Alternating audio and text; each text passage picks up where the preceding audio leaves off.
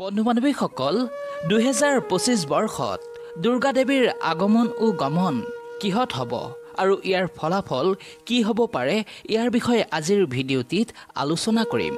সেয়ে বন্ধু-বান্ধৱীসকল প্ৰথমে মোৰ চেনেল টিপছ ABC 101 লৈ আপোনালোকক স্বাগতম জনাইছো। বন্ধু-বান্ধৱীসকল আপোনালোক কেনে আছে? আশা কৰোঁ ভালে আছে, সুস্থ আছে আৰু সদায় দৰে এই চেনেলৰ প্ৰতিটো ভিডিঅ' চাই গৈ আছে।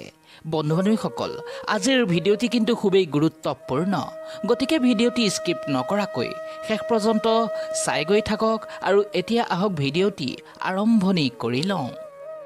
বন্ধু-বান্ধৱীসকল দুৰ্গা পূজালৈ আৰু বেছি দিন নাই। কেইসপ্তাহমানৰ পাছতেই আৰম্ভণি হ'ব শাৰদীয় দুৰ্গা পূজা মহোৎসৱ। শাস্ত্ৰৰ মতে সপ্তমীত দেৱী দুৰ্গাৰ আগমন আৰু দশমীত গমন হয়। সাধাৰণতে প্ৰত্যেক বছৰেই সপ্তমী আৰু দশমী কি বাৰে পৰিছে তাৰ ওপৰত নিৰ্ভৰ কৰে দেৱী দুৰ্গা কিহত আগমন আৰু কিহত গমন কৰিব। গতিকে আজি জানিম এই বৰ্ষত দুৰ্গা দেৱী কিহত আগমন আৰু কিহত গমন কৰিব আৰু ইয়াৰ ফলাফল কি হ'ব পাৰে, শুভ নে অশুভ। গতিকে সকলোবোৰ বিষয়ে বিস্তাৰিত জনাৰ আগতে আপোনালোকক এটা সৰু অনুৰোধ, যদি আপোনালোক এই চেনেলটোত একেবাৰেই নতুন তেন্তে ভিডিঅ'টিত এটা লাইক কৰি যদি পাৰে চেনেলটো ছাবস্ক্ৰাইব কৰি দিব, যাতে ইয়াৰ দ্বাৰা এই চেনেলত আগন্তুক দিনত আপলোড হ'বলগীয়া প্ৰতিটো নতুন নতুন তথ্যৰ ভিডিঅ' আপোনালোকে ন'টিফিকেশ্যনৰ দ্বাৰা পাই গৈ থাকে। এতিয়া আহক মূল পৰ্বলৈ। বন্ধু-বান্ধৱীসকল প্ৰথমে জানিম এইবাৰ মহালয়া, সপ্তমী, অষ্টমী, নৱমী, দশমী কোন মাহৰ কোন তাৰিখে বা কোন বাৰত পৰিছে।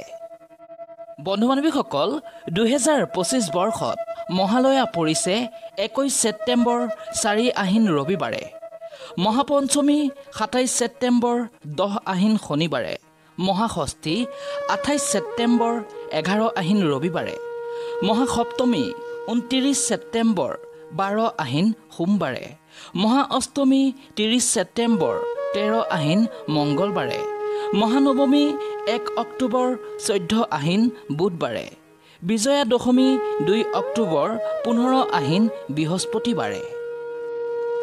বন্ধু-বান্ধৱীসকল এইবাৰ কথা পাতিম দুৰ্গা দেৱী কিহত আগমন ও গমন কৰিলে কি ফলাফল দেখা যায়, লগতে জানিম কি কি বাৰে সপ্তমী বা দশমী পৰিলে দুৰ্গা দেৱী কিহত আগমন আৰু কিহত গমন হয় ইয়াৰ বিষয়ে। গতিকে ভিডিঅ'টি সম্পূৰ্ণকৈ চাই গৈ থাকক। সনাতন ধৰ্মত দুৰ্গা দেৱীৰ আগমন ও গমনৰ ক্ষেত্ৰত নানাবিধ যান বাহনৰ কথা উল্লেখ আছে আৰু কেতিয়া দুৰ্গা মায়ে কি বাহন ব্যৱহাৰ কৰে সেই সূত্ৰও উল্লেখ আছে। কেৱল মনত ৰখাটোহে দৰকাৰ। পূজাৰ সপ্তমীত দেৱীৰ আগমন হয় আৰু দশমীত গমন হয়। গতিকে এই দুটা দিন সপ্তাহৰ কোন কোন বাৰত পৰিছে তাৰ ওপৰতে নিৰ্ভৰ কৰে দেৱী কিহত আগমন ও কিহত গমন কৰিব। শাস্ত্ৰত কোৱা হৈছে যে ৰবিচন্দে গজৰোৱা, ঘোটকে শনি ভময়ো, গুৰৌ শুক্ৰেশ্বৰ দোলায়ং, নৌকায়ং বুধ বাছৰে। বন্ধু-বান্ধৱীসকল যদিহে সপ্তমী আৰু দশমী তিথি সোমবাৰে বা ৰবিবাৰে পৰে তেন্তে দেৱী দুৰ্গাৰ আগমন হয় গজ বা হাতীৰ ওপৰত।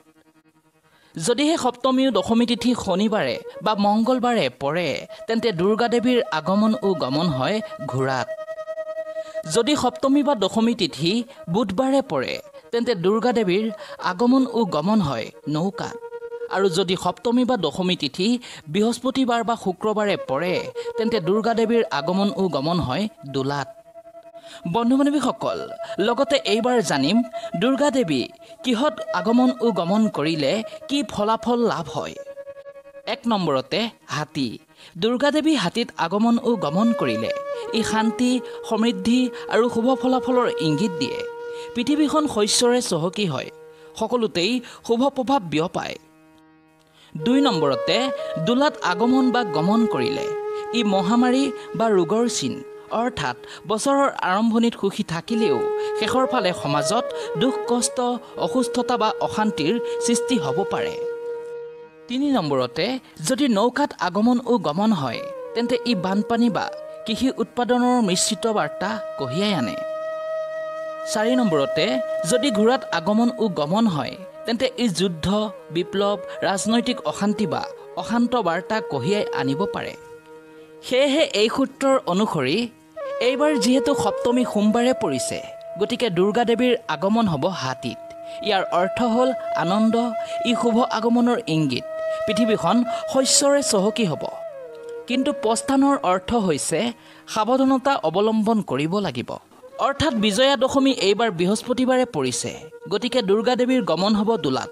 ইয়াৰ অৰ্থ বছৰৰ আৰম্ভণিত সুখী হ'লেও শেষত অসুস্থতা বা সামাজিক উদ্বেগে দেখা দিব পাৰে। তেওঁৰ প্ৰস্থান এইবাৰ শুভ নহয়। গতিকে বন্ধু বান্ধৱীসকল, ভিডিঅ'টি কেনেকুৱা লাগিলে কমেণ্ট কৰি জনাব। লগতে পাৰিলে আপোনাৰ বন্ধু বান্ধৱীলৈ ভিডিঅ'টি শ্বেয়াৰ কৰি দিব আৰু শুদ্ধ মনে কমেণ্টত লিখক জয় মা দুৰ্গা। আশা ৰাখিছোঁ মা দুৰ্গাই যেন আপোনালোকৰ জীৱনৰ পৰা সকলো দুখ দুৰ্গতি নাশ কৰি মংগল ও সুস্থ কৰি ৰাখে। তাৰ কামনাৰে আজিলৈ মই এই ভিডিঅ'টিৰ পৰা বিদায় লৈছোঁ। পুনৰ আকৌ এটা নতুন ভিডিঅ'ৰ সৈতে আপোনালোকৰ ওচৰত আহি উপস্থিত হ'ম। আজিলৈ আহিছোঁ। ধন্যবাদ। ভালে থাকক, সুস্থ থাকক।